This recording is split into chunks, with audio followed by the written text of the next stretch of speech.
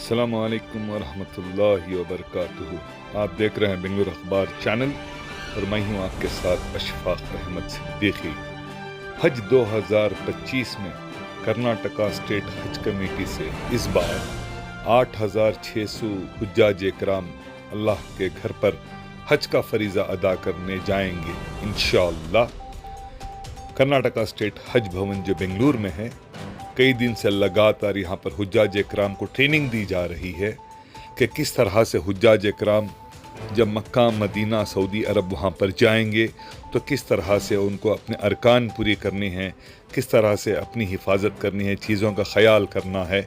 इन तमाम को लेकर टेक्नोलॉजी का इस्तेमाल करते हुए आप देख सकते हैं यहाँ पर किस तरह से पूरे हुज्जाज इकराम मर्द ख़वातीन सबको यहाँ पर तफसील से यहाँ पर ट्रेनिंग दी जा रही है। यहाँ पर नमाज का भी बंदोबस्त का इंतज़ाम किया गया है और जो भी हुज्जाज इकराम ट्रेनिंग के लिए आ रहे हैं उनके लिए खाने का भी यहाँ पर बंदोबस्त है। ये काउंटर्स हैं यहाँ पर कि कौन से कवर नंबर्स के हाजी कहाँ पर जाकर बैठना है, किस तरह से उनके डॉक्यूमेंटेशन, ये सब देखते हैं।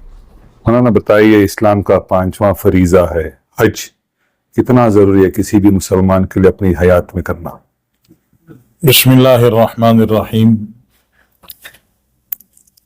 रसूलुल्लाह सल्लल्लाहु अलैहि वसल्लम ने बताया है कि इस्लाम के 5 अरकान हैं, उसमें से हज इस्लाम का तकमीली रुकन है।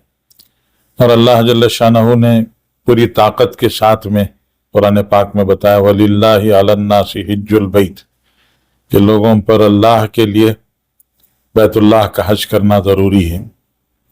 जिसके पास अल्लाह ताला ने सहूलत दी है, उस सहूलत के एतबार से निसाब के मुताबिक माल जिसके पास हो, उसे जहाँ ये आजकल का जो सफ़र खर्च और अपने घर के घर वालों का खर्च वगैरह बर्दाश्त कर सकता हो, ऐसे आदमी पर बच्चों की शादी से पहले, अपना ज़ाती घर बनाने से पहले अल्लाह के घर का हज करना ज़रूरी है।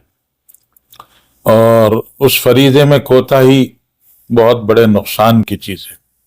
इस आयत में अल्लाह जल्ल शानहू ने ये बताया कि जो इससे इनकार करे या जो इसके अदा करने में गफलत कोताही करे, अल्लाह जल्ल शानहू उनसे बेनियाज है।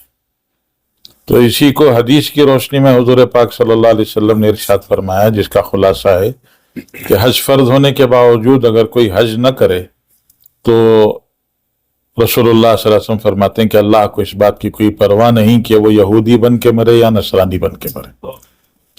तो इसलिए हज जो है बहुत ही अहम रुकन है।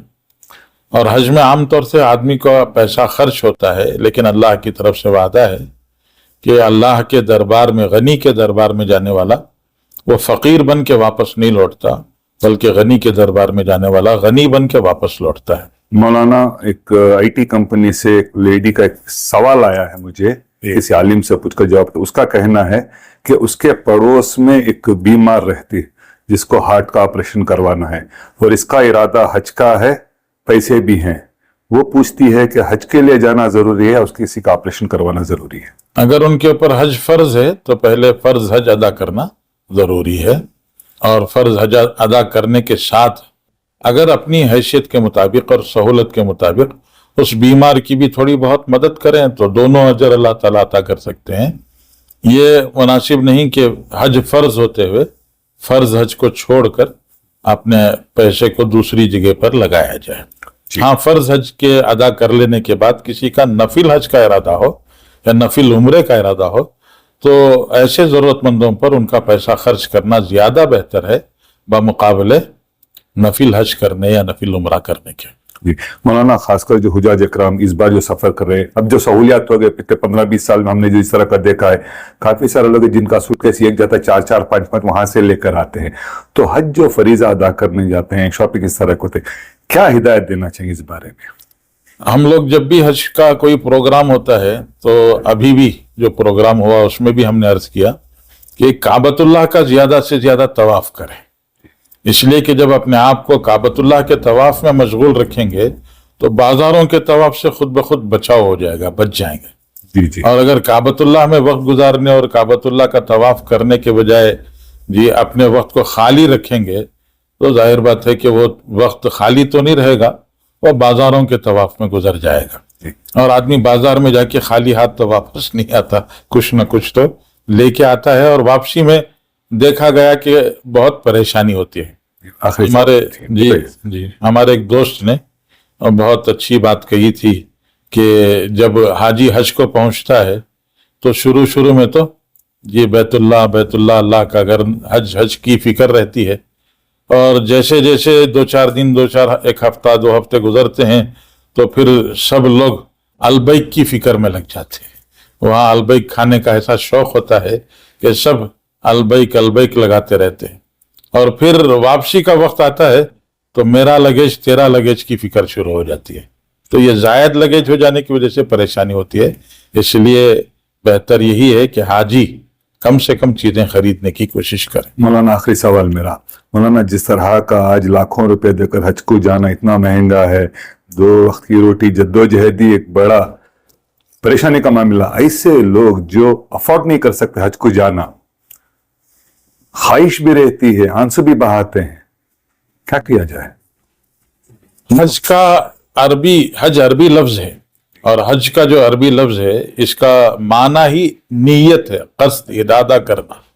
उलमा ने इरशाद फरमाया कि जो सच्चे दिल से नियत करता है अल्लाह उसके लिए असबाब पैदा जरूर करते हैं।